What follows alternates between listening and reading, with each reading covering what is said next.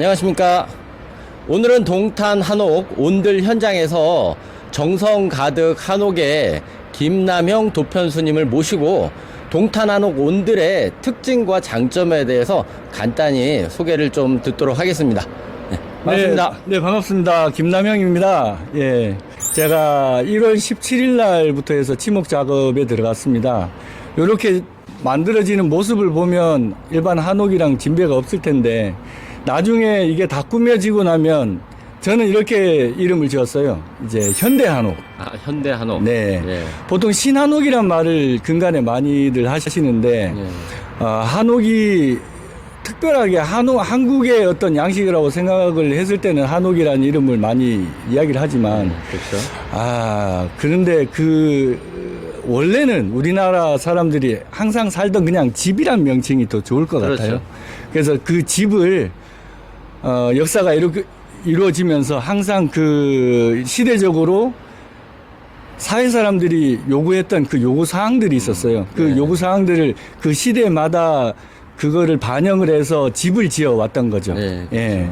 그래서 지금 여기에서 우리가 이루고 싶어 하는 것은 현대 삶을 살고 있는 그 사람들의 요구 조건을 최대한 반영을 해서 만드는 집이다. 이런 네. 뜻으로 저는 현대 한옥이 네. 우리가 정성 가득 한옥에서 추구하는 바라고 말씀드릴 수 있을 것 같아요. 예, 감사합니다. 하고 그럼 있습니다. 제가 궁금한 점이 저희 동탄 한옥이 보면은 익공집과 그냥 민돌이 집의 네. 장점을 결합한 구조라고 제가 알고 있는데 네. 거기에 대해서 좀 설명 좀 네, 부탁드리겠습니다. 민돌이집 그러면 뭐 용어가 처음 들은 분들은 돌이라는 이름부터 좀 막히실 그렇죠. 거예요.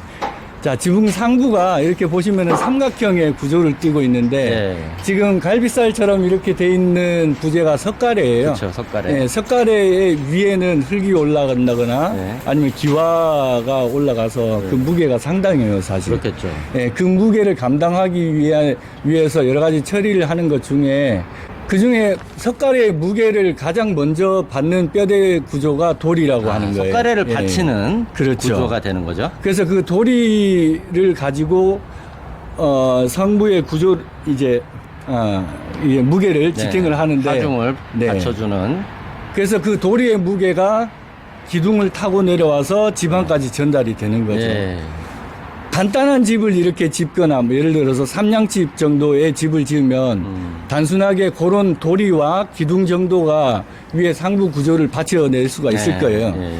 그런데 그 위에 구조물을 받치는 그 부재들 중에서도 그 밑에다가 우리는 장여나 밑에 뭐 이제 창방이나 또는 큰 건물 같은 경우는 평방까지도 들어가서 네, 맞아요. 위에 상부를 받쳐내는 그 구조물을 여러 가지가 또 쌓여지는 모습을 우리가 다른 건축물에서도 네, 볼 수가 네. 있거든요.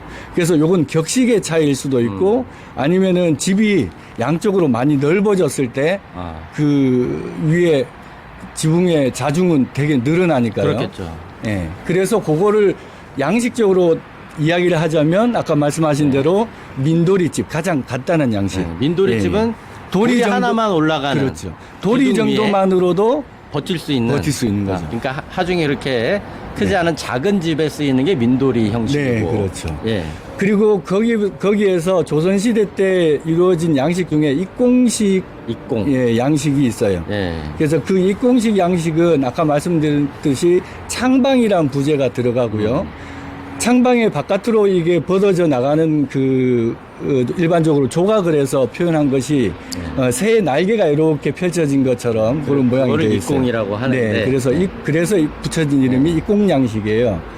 그래서 그 집에는 밑에 하중을 받치면서 조각 부재도 들어가고 또는 이제 소로라고 합니다. 예, 소로 그리고 또 주두 이런 걸로 위에 상부 구조를 이렇게 접시 모양으로 받치는 그 모양이 있어요. 그래서 그 소로가 모양이 접시 모양으로 이렇게 아기자기하게 여기 들어가면 모양도 훨씬 또 이제 좀 뭐라 그래야 되죠? 그것이 신비적으로도 아름답게 보이죠. 익공집이라는 건 좀 더 규모가 큰 네, 그렇죠. 네, 그런 집에서 사용하는데 네. 그런 익공집의 구조와 또 간단한 민도리집의 구조를 이제 이 절충을 했다고 절충을 해서 봐도 될 것 같습니다. 네, 그러면 이제 좀 더 규모가 크고 웅장하면서도 또 이 주택에 걸맞는 네. 네, 그런 이제 실용적인 네, 구조로 만들어진다. 네. 뭐 이렇게 정리하면 될까요? 네, 맞습니다. 왜 그렇게 해야 되냐면 지금 현재 현대 한옥에서는 여러 가지 시설도 해야 되고 위에 상부에 있는 그 하중을 버티는 그 부재가 석가래도 일반 시골집에서 보는 것보다 석가래가 되게 굵어요. 아, 예. 그래서 그 상부의 구조를 버티기 위해서라도 이렇게 절충적으로 밑에 창방이라는 구조를 하나 더 넣은 것이죠. 그러니까 돌이 네. 밑에 장여가 들어가고 그다음에 네, 그 창방이 밑에 네. 더 추가가 되어 있다라는. 네. 단순히 보기 좋게 한다는 그런 의미도 있겠습니다만은 네. 그 이전에 기능적으로도 그러한 부재들을 받칠 수 있는 힘의 역학관계에 있다라고 생각을 하시면 되겠습니다. 네. 충분히 하중을 견딜 수 있는 그런 이제 구조로 네. 만들어졌다. 네, 그렇습니다. 그리고 지금 이제 석가래가 네. 올라가고 있는 중이지 않습니까? 네, 네. 석가래가 올라가니까 모양이 또 참 지붕의 모양이 윤곽이 나오니까 네, 맞습니다. 또 이 참 느낌이 또 다른데요. 네. 그 동서양을 막론하고 이게 석가래의 기능은 이렇게 삼각형의 네. 지붕 상부 구조를 만드는 건데 이건 뭐 다른 여느 고대 건축물에서는 흔하게 우리가 볼 수 있는 구조죠. 네. 근데 좀 다른 기본 면은 구조죠. 뭐냐면 한국의 건축물은 이렇게 오량까지 이렇게 올라갔을 때 빗물을 최대한 바깥에 멀리 보내려고 하는 아. 그런 이제 그 배려를 많이 하고 있는 게 한국 건축에 빗물이 내릴 때 빠르게 흘러내리고 그렇죠. 멀리 잘 이제 멀리 갈수 그러니까 있게끔. 처마에서 좀 멀리 떨어질 수 있도록. 네, 그렇지. 네. 그래서 이걸 우리 동양에서는 물매라고 해요. 아, 물매. 예. 그 물이 내려가는 모양새라는 뜻이 되겠죠. 그래서 물매를 이렇게 잡아서 훨씬 더 그냥 일자로 된 삼각형이 아니라 쭉 예, 내려가는 게 아니고 예, 지붕 곡선이 처음에는 이렇게 급하게 내려가다가 그렇죠. 그다음에 멀리 이렇게 네, 멀리 빗물을 보낼 수 있는 네, 그렇죠. 쭉 뻗어나가게. 네. 예전에도 한번 그런 말씀을 예, 드렸던 것 같아요. 아유. 그래서 모양만이 아니라 항상 동양 건축에서는 그 기능적인 것도 예, 이렇게 생각을 해서 보면 네. 좀 더 깊이 이해할 수 있을 것 같습니다. 네. 네. 아유. 네. 그러면 이제 좀 더 이 동탄 한옥 온들을 지으시면서 관심을 가지고 또 좀 더 신경을 많이 써서 하고 계신 부분 어떤 네. 부분이 또 있을까요? 다른 곳에서도 여지껏 일을 하면서 민가 건축이라고 해요. 일반 서민들이 사는 건축물이라든지 현대 이제 주거 생활을 위한 건축을 하다 보면 보통 아쉬운 점이 뭐냐면 쓰임새가 한옥이 좀 불편한 구조가 되어 구조가. 있어요. 그래서 여기 동탄 한옥을 1월 17일부터 이렇게 도면을 받아 보면서 이렇게 시공을 하면서 요즘은 설계하시는 분들도 많이 개선을 많이 하셨고요. 네. 동선이라든지 이 내부에 들어가는 시설들을 많이 배려를 해서 설계를 하셨더라고요. 그래서 그런 점에서 이 동탄 한옥이 현대 한옥으로서의 좀 앞으로 나아갈 방향을 제시하지 않는가 이런 생각을 그렇죠. 해봅니다. 이렇게 벙커형 주차장이 있고 실내 계단이 있고 네. 이런 구조가 한옥에 제가 보기에는 좀 별로 없는 구조 네, 같은데. 저도 안 그래도 처음에 와서 도면도 좀 많이 복잡한 상태에서도 많이 이렇게 도면 검토를 해보니까 한옥이 많이 발전을 했구나라는 또 그리고 아까 말씀드렸듯이 현대적인 수요를 많이 따르려고 노력한 거구나라는 생각을 많이 했습니다. 네.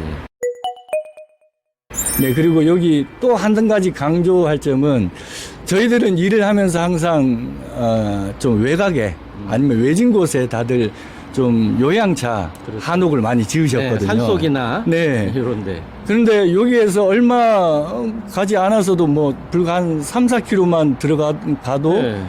뭐 주변에 뭐 완전히 뭐 편의시설이 그렇죠. 다 갖춰져 뭐 백화점도 있는. 있고, 네. 뭐 동탄역 가깝고. 네. 저는 그게 가장 매력을 뭐 느꼈습니다. 도시에 같이 네네. 붙어 있는 그런 네. 신도시의 인프라를 누릴 수 있는 네. 장점이죠, 여기가. 네, 전원주택이란 개념으로 저도 많이 건축을 해드렸습니다만 나중에 보면 상당히 불편함을 많이 느껴요. 위치상으로. 맞아요. 근데 동탄 한옥 특징 중에 하나가 저는 그거라고 생각해요. 입지 조건.